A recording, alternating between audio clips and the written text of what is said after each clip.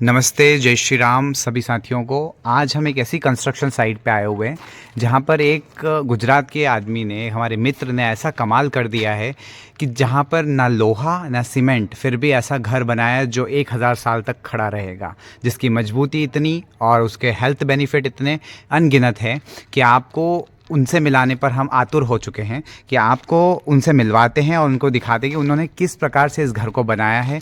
तो इनका नाम है श्रावण चौधरी और चौधरी साहब ने इस तरह का घर बनाया है। ये कुछ पालनपुर के पास में, हम उन्हीं से जानते हैं कि ये कंस्ट्रक्शन साइट कहाँ पर है, उन्होंने क्यों इस घर का डिसीजन लिया और कैसे इसको बनाया। नमस्ते सावन जी, कैसे हैं आप? नमस्ते। तो आपने ये जो चूने का घर बनाया है, तो ये डिसीजन आपने क्यों लिया, चूने का घर क्यों बनाने का आपने सोचा? પહેલાં તો હું ગુજરાતીમાં વાત કરી શકું? हाँ हाँ, बिल्कुल बिल्कुल, आप गुजराती में बोलिए ताकि हमारे गुजरात के दर्शकों को समझ आए। मैं तो गुजराती जानता नहीं हूँ, इसलिए आप गुजराती में बोलिए। પહેલાં તો આમાં એવું હતું કે અમે ચૂનાનું મકાન બનાવવાનું એટલે જ વિચાર્યું કે પહેલાં અમે હવે જૂના કલ્ચરમાં જવા માગતા હતા, બરાબર છે? કે પહેલાંના ટાઈમમાં જૂના મકાનો તમે જોયા હશે, મારા પાછળ પણ મકાન છે જેમાં ચૂનાનું ઘર બનાવેલું છે.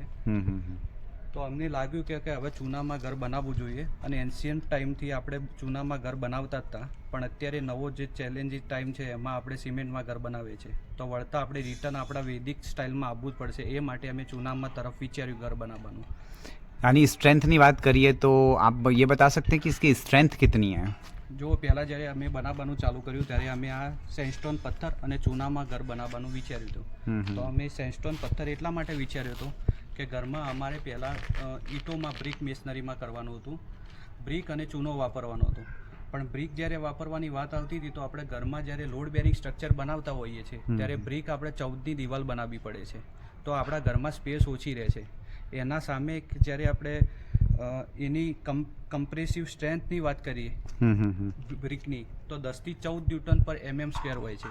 જ્યારે આ પથ્થર પડ્યો છે સામે દેખાય છે તમને, સેન્ડસ્ટોન પથ્થર છે, તો આની કમ્પ્રેસિવ સ્ટ્રેન્થ લગભગ 80થી ઉપરની છે. તો કમ્પ્રેસિવ આરસીસીના મુકાબલામાં એની 4 ગણી સ્ટ્રેન્થ છે આ પથ્થરની. તો આ સેન્ડસ્ટોન પથ્થરમાં 9ની દિવાલમાં અમે ચૂનાની સાથે સ્ટોનની સાથે અમે આ કામ ચાલू કર્યું. आइए हम आपके घर का विज़िट लेते हैं। आप घर का थोड़ा विज़िट बताइए हमें और कुछ और भी चीज़ें बताइए कि आपने इसमें क्या क्या अनोखी चीज़ें की है। जैसा कि हाँ, आपने पहले भी बताया कि इसके अंदर आप किसी प्रकार का लोहा उपयोग में नहीं ले रहे हैं, तो उसके पीछे क्या कारण है? आपने लोहा क्यों उपयोग में नहीं लिया है? क्योंकि हमने सुना है कि लोहे की उम्र नहीं होती है बिल्कुल भी, लोहा पूरी तरह से कोरोजन लग जाता है और जंग लगे ख़त्म हो जाता है. તો હું પણ પોતે આરસીસીનું કામ કરું છું, આરસીસીનો કોન્ટ્રાક્ટર છું, તો હું પણ બધી સાઈડો પર લોખંડને સિમેન્ટ વાપરું છું. તો મને પણ ખબર છે કે લોખંડ ને સિમેન્ટ એનું લાઈફ સ્પાન 40થી 45 વર્ષ હોય છે. તમે સામેના 2 મકાન જોઈ શકો છો કે આ સામેના 2 મકાન પૂરા ચૂનામાં બનાવેલા છે, પણ એનું ધાબું ભરેલું છે આરસીસીમાં. તો આરસીસીનું ધાબું ભરેલું છે તો આ 35થી 40 વર્ષ થયા છે, 2 વખત એમાં ધાબા તોડાયા છે પાર્ટીને. તો પછી અમને એવું લાગ્યું અને બધે બીજેથી રિવ્યૂ લઈ અને જોઈને મેં એવું વિચાર્યું કે લોખંડ અને સિમેન્ટ આ ઘરમાં વાપરવું નથી, આપણે ચૂનો જ વાપરીએ. અને આ તમે જોઈ શકો છો પથ્થર આ રહ્યો, તો આ સેન્ડસ્ટોન પથ્થરની મજબૂતી, તો આ રહ્યો પથ્થરને 300 વર્ષ સુધી કંઈ થાય એવું છે. 300 साल तक इस पत्थर को कुछ नहीं होगा, इस घर को कुछ नहीं होगा. आजकल तो लोग 40 साल में उनके घर टूट जाते हैं, 40 साल में उनके घर ख़त्म हो जाते हैं. मयूर भाई, सावन भाई, तो ये चीज़ जो आप बना रहे हैं, अगर कोई और इंसान बनाना चाहे तो सबके बस की बात तो नहीं है, तो ये किस तरह से इसमें आगे बढ़ सकते हैं? इसको कैसे सब लोग बना सकते हैं? इस फील्ड में सब लोग कैसे आ सकते हैं? अगर किसी को घर बनवाना है तो क्या इसका तरीका है बनवाने का? ઘર બનવાનું તો એક જ છે કે આમાં ચૂનો અને સ્ટોન વાપરી શકાય અને ચૂનો અથવા તો બ્રિક વાપરી શકાય, પણ આમાં મેઇન પ્રોબ્લેમ રહે છે કારીગરોની. कारीगर का सबको प्रॉब्लम है. पूरे सब जगह पे हम इतना कंस्ट्रक्शन साइट चलाते हैं, सब जगह कारीगरों का प्रॉब्लम आता है, तो उसका क्या सॉल्यूशन है? તો પહેલાંથી અમે એ વિચારીને બેઠા હતા કે અમારી પાસે મટીરિયલ તો બધું છે, પણ કારીગરનું શું કરશું? તો કારીગરનું જ્યારે અમે કામ ચાલુ કર્યું પાયામાં, તો પાયામાં પણ મેં મારા પોતે હું મારી દેખરેખ હેઠળ, સુપરવિઝન હેઠળ મેં મારા કારીગરોને બોલાવી અને આમાં પાયામાં રબલ વાપર્યા, રબલની સાથે ચૂનો વાપર્યો, જેમાં 2.5 ફૂટના પાયા કરે, જે આપણે ચેક ડેમમાં ને એમાં દિવાલો મોટી કરીએ છીએ એટલી જ સાઇઝમાં મેં પાયા કરી અને એમાં એ મારા કારીગરોને સમજાવી અને ચૂનો અને રેતીનો માલ વાપરી અને પાયા કર્યા. પછી આવ્યો ઉપરનો ભાગ, તો ઉપરના ભાગમાં પણ કારીગરની બહુ માથાપચ્છી હતી.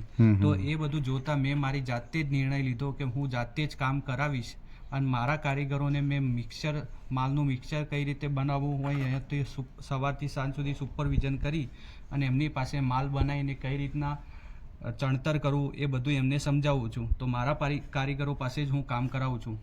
तो आप ऐसा कहना चाह रहे हैं कि अगर कोई फ्यूचर में गुजरात में काम करवाना चाहता है या गुजरात से बाहर भी काम करवाना चाहता है तो आप कॉन्ट्रैक्ट ले सकते हैं और आप उनको काम करके इस प्रकार का घर बना के दे सकते हैं, क्योंकि आप सीमेंट का और इनका काम करते हुए कई वर्षों से आप इस फील्ड में हैं और आप काम करते हुए आए हुए हैं.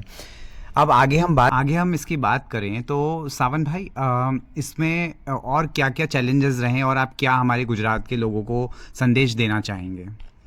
ચેલેન્જીસમાં તો ખાલી એક મેન્યુઅલ પાવર ચેલેન્જીસ છે. બાકી બીજું તો ચેલેન્જીસમાં કંઈ મને તો જાજુ લાગતું નથી. કે ચૂનો પણ મળી જાય છે અને પથ્થરનું પણ અમે અમારી રીતે કરીને આપીશું, બરાબર છે.